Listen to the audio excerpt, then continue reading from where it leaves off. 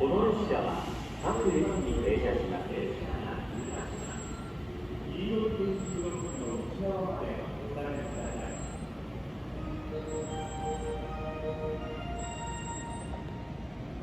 まもなく6番線を列車が通過します。黄色い電柱の内側までお下がりください。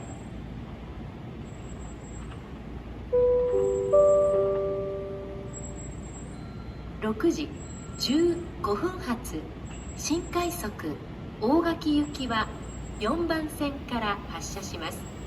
このホームから階段などをご利用になり、4番線へ